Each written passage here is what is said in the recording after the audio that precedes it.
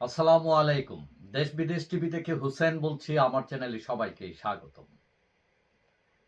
শেখ হাসিনা সরকারের পতনের পর ডক্টর ইউনূস ক্ষমতায় বসছেন।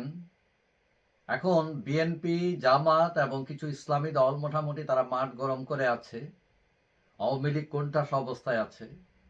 এখন সামনে নির্বাচন কেউ বলছেন ডিসেম্বরে হবে, কেউ বলছেন 2026-এর জুনের মধ্যে হবে। যাই হোক, নির্বাচন হচ্ছে 12 মাস বা 18 মাস, যার মধ্যেই হোক হবে। এখন এইটাকে কেন্দ্র করে অনেকগুলো রাজনৈতিক দল বানানোর একটা হিড়িক পড়ে গেছে। গত 5 মাসে 12 দল গঠিত হয়েছে। এখন প্রশ্ন উঠেছে, হঠাৎ এত দল কেন? এটা আসলে হঠাৎ না। প্রত্যেক কোনো গভর্নমেন্ট ফল করার পর যখন নির্বাচন আসে, নির্বাচন আসার আগেই শুরু হয়ে যায় বাটার ঘি খাওয়ার একটা প্রতিযোগিতা। এবং সবাই যে বাটার ঘি খাওয়া তাও না, কেউ কেউ আছেন ভালো উদ্দেশ্য করেন, কিন্তু শেষ পর্যন্ত আর টিকতে পারেন নাই। বেশিরভাগ দলই নিজের মধ্যে ভাগাভাগি নিয়ে অন্তর্দ্বন্দ্ব তৈরি হয়, হতাশ হয়, এবং একসময় ওই জোয়ার ভাটার মতো আসে আবার চলে যায়। এখন আমাদের দেশে কেউ কেউ বলেন যে তৃতীয় শক্তির দরকার আছে।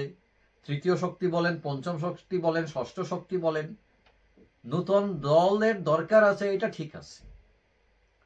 কিন্তু ওই যে ক্ষমতা পাবার জন্য, ক্ষমতা স্বাদ নেওয়ার জন্য যদি কেউ রাজনৈতিক দল গঠন করেন, একটা হিড়িক পড়ে যায় বাটার ঘি খাওয়ার জন্য, অথবা কিংস পার্টি করে সরকারগুলো অনেক সময়, এইগুলো আসলে টিকে না বেশি দিন। আমরা এই গত নির্বাচনও দেখলাম, আওয়ামী লীগ আমলেও অনেকগুলো কিংস পার্টি হয়েছিল, কিন্তু এখন আর খবর নাই। এখন কেউ যদি ভালো চিন্তা নিয়ে দল করেন, মোস্ট ওয়েলকাম। কিন্তু কথা হচ্ছে, যারা করছেন তারা জনগণের কাছে যাওয়ার আগেই, তাদের আদর্শ উদ্দেশ্য বোঝানোর আগেই, তাদের যোগ্যতা তৈরি হওয়ার আগেই তারা শেষ হয়ে যান। এখন এই যে 12 দল হয়েছে, এই 12 দলগুলো, যেমন নতুন দল হয়েছে, একটার নাম হচ্ছে আম জনতার দল। এটা গণ অধিকার পরিষদ যেটা ছিল, মানে এখনো আছে, বিপি নূর এদের, ওইখান থেকে বেরিয়ে এসে তারা করেছেন এটা। আরেকটা আছে দেশ জনতা পার্টি, এটার নেতা হচ্ছেন নূর হাকিম ও ইদ্রিস নান্টু। তারপর আরেকটা হলো জাতীয় বিপ্লবী পরিষদ, এটা তারা বলছে তারা মুসলিম জাতীয়তাবাদী ধারার দল, তারা এটাতে বিশ্বাস করে। আরেকটা, সেটা গোপালগঞ্জে ঘোষিত হয়েছে, সেটার নাম হচ্ছে বাংলাদেশ গণতান্ত্রিক পার্টি, এবং গোপালগঞ্জ জাসদের সাধারণ সম্পাদক ছিলেন সাইফুর রশিদ চৌধুরী, তিনি এটার নেতৃত্বে। আরেকটা দল হচ্ছে বাংলাদেশ জাগ্রত পার্টি, এটা ইকরামুল খান, এটার সভাপতি সাধারণ সম্পাদক আবুল কালাম আজাদ। আরেকটা দল ঘোষিত হয়েছে, সেটার নাম হলো বাংলাদেশ মুক্তির ডাক ৭১, এটার নেতৃত্বে আছেন আল রিয়াদ ও খলিলুল্লাহ গাজী। কেউ কেউ বলছেন এটা ছাত্রলীগের একটা ভিন্ন রূপ, তারা নিষিদ্ধ হয়ে গেছে, সুতরাং গোপনে এই দলটি তারা ঘোষণা করছে, মানে ওইটার ব্যানারে তারা কাজ চালিয়ে যাবে। আরেকটা দল বাংলাদেশ সংস্কারবাদী পার্টি, লন্ডন প্রবাসী এক লোক নাম সুহেল রানা, তিনি এসে এই দল করেছেন। তারপর আছে আরেক দল সার্বভৌমত্ব আন্দোলন, এটা দেখা যায় কয়েকজন অবসরপ্রাপ্ত সশস্ত্র বাহিনীর কর্মকর্তা, তারা এটার উদ্যোগ নিয়েছেন। আরেকটা হচ্ছে বাংলাদেশ জনপ্রিয় পার্টি, এখন এটা জনপ্রিয় হওয়ার আগেই জনপ্রিয় পার্টির নাম দিয়ে দিছে তারা। এটার নেতৃত্ব সিরাজুল ইসলাম এবং বকুল হোসেন। আরেকটা সমতা পার্টি, এটা নেতা হচ্ছেন হানিফ বাংলাদেশি।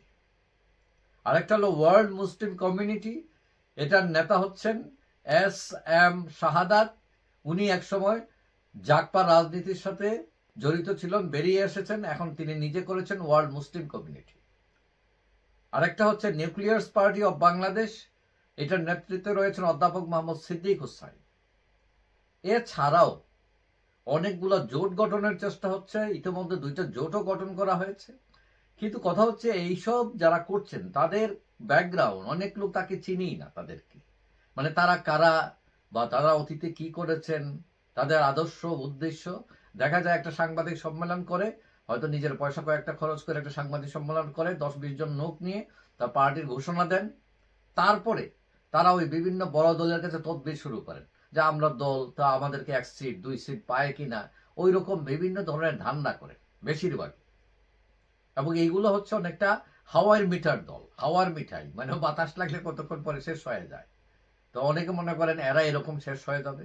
তবে এটা ঠিক, বাংলাদেশে একটি ভালো দল দরকার আছে, কারণ অনেক লোক আছে, বিশেষ করে যারা ক্ষমতায় ছিলেন, আওয়ামী লীগ, বিএনপি, জাতীয় পার্টি, তাদের উপর অনেক লোক আছে নাখুশ, এবং এদের সমর্থন পাওয়ার জন্য কোনো ভালো দল দাঁড়ালে তারা ভালো করতে পারে, ডেফিনেটলি করতে পারে, কিন্তু সেই রকম উদ্যোগ কেউ নেয়নি বা নিলেও ব্যর্থ হয়েছে, এবং তাদের ব্যর্থতা কি হয়তো তারা নিজেরাই জানে না।